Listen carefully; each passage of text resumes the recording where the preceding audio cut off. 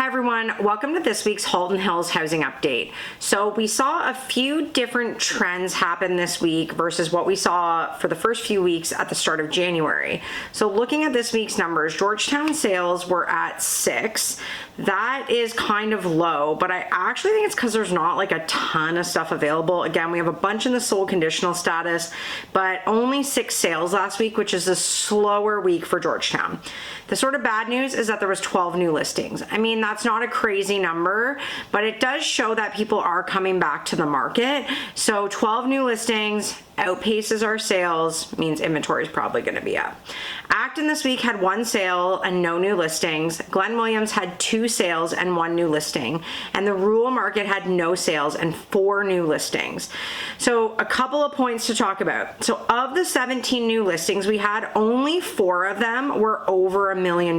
We saw a lot of people over that $1 million mark coming off the market, and it looks like those people are coming back on. So we're starting to see like a substantial amount of the inventory that is coming on over that $1 million mark. So that's going to start maybe getting saturated again. So just something to keep in mind, but really not a lot of the lower price point stuff hitting the market. Also, the last few weeks we've been talking about how our $1 million+ price point has been moving. I mean, 4 of the 9 sales this week were over $1 million. So it's not like the far majority like it was the last few weeks, but we're still seeing movement above that $1 million mark.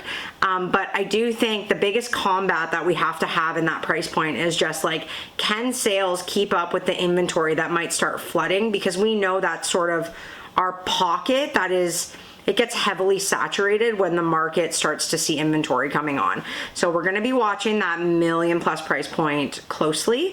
But also of note, of the 9 properties that sold, 6 of the 9 were on for less than 2 weeks. So it really is showing that if you're coming on the market, you're a good product, you're priced well, you can be moving at a decent rate. Like, you're not going to be sitting on the market for months right now if you are coming on again at the right price and a good product. So the buyers are out, the market is moving. But rolling into, when I look at properties that have expired and terminated and changed their pricing, we had 10 properties this week. So that's lower than we've been seeing. So that's also an indicator that people are not exiting the market, and people's pricing is more accurate and they're having to adjust their pricing a little bit less. So of the 10, 6 of them reduced their price. So we are still seeing a lot of properties that their pricing is just a little too high for where the market is, and they are coming down. We had 3 properties exit the market. That's a lot less than we've been seeing the last, few months. So that I think is going to start slowing down. And we had 1 property relist at the same price. So you can see that segment of people going off and changing their pricing is getting a lot smaller. And that's what happens. Like, some weeks when our market is busy, we might have 1 or 2 properties that change their price or go off the market. Like, that number gets smaller and smaller as our market gets busier. So we'll be watching that too, but we are still seeing people that have been on, there's quite a few properties that have been on the market for a while, and they are adjusting their pricing downward.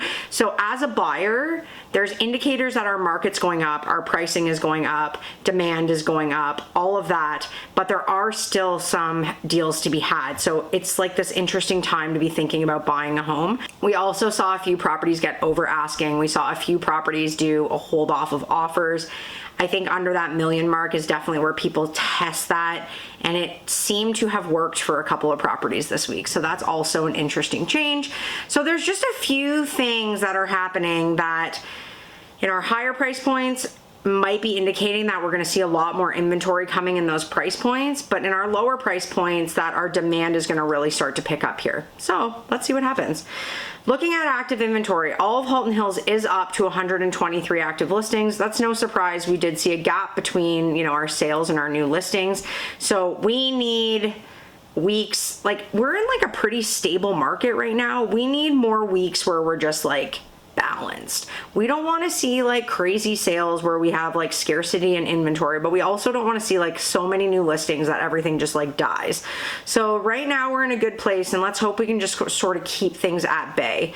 Georgetown this week is up slightly from 70 to 72 active listings. Within that, the under 800 price point is down from 11 to 9 active listings. So again, talking about all the stuff that's moving, those properties are one of the pockets that are. 800 to $1 million is the same this week at 18 active listings. 1 to 1.5 million is up. So that is the only price point that's up from 22 to 26 active listings. So if we start to see that pile on, that price point is going to start to slow down. And 1.5 million plus also remained the same this week at 19. So all the things I talked about, like, sales in our lower price points, we're getting bidding wars, like when you look at and you break down the price points, all the numbers support what I talked about. And then when you look at the 1 to 1.5, it also supports what I was talking about with the new inventory. So these are trends we're gonna watch. It could just be a blip of a week. It might not be, but I like kind of seeing these trends and then seeing if they actually pan into something. So now looking at Acton. Acton is so low. We went down from 8 to 7 active listings. Not a lot coming on there. That is super low inventory for Acton, so a really good time to be thinking about selling there. Glen Williams is down from 5 to 4 active listings, so not a lot available in the Glen. And the rural market is up from 36 to 40 active listings. 40 is a high-ish number for the rural market. Rural really needs to see town pick up before they're going to start to feel some relief. So that's this week's update. I think that we had a really strong January when we look at where we came from in 2024. We had decent amount of sales. Pricing looks like it's slowly climbing. We had a lot of sales in our million plus price points, which we weren't seeing a ton of movement there. So there was a lot of good things that happened in January. This week points to some of those trends changing, but hopefully that's not the case, and it's just, one of those weeks. It's like, where are the numbers at on Tuesday when I do these updates? And then it can change by the time we get to the weekend. So I think overall we're going into February in a normal-ish spot. It is lower inventory. We are starting to see a few little bidding wars here and there, and they're actually getting multiple offers on offer night. We are starting to see prices climb a bit. So all of these things are leading us to believe that we're going to have a strong spring. So I will be back next Tuesday with January's numbers, which I'm really excited to see where those land. And I suspect we're in for a busy few months here. So it's exciting because 2024 was not that. So I will be back next week. Have a great week, everyone.